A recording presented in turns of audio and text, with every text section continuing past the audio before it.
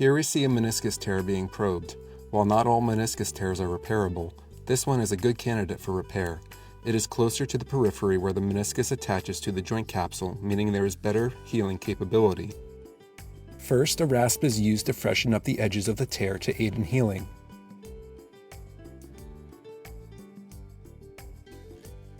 Next, a special device is used to stitch the meniscus. The needle is poked through the joint capsule deep to the tear, and then through the meniscus in front of the tear to bring it together. Each time the needle is stuck through the tissue, it deploys a small anchor for the stitch. The stitch is then tightened, compressing the tear. These stitches self-lock, meaning no additional knots need to be tied, thereby keeping the repair very low profile.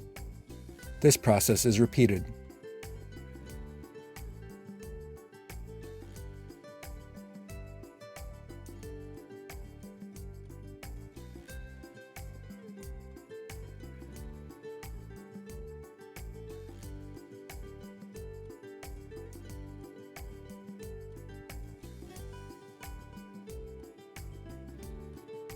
Once fully tightened, the stitch is cut.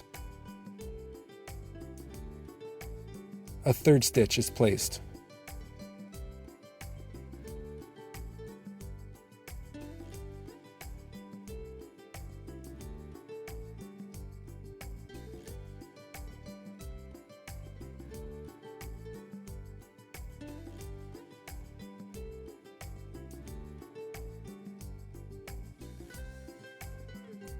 A final stitch is placed in the undersurface of the meniscus to complete the repair.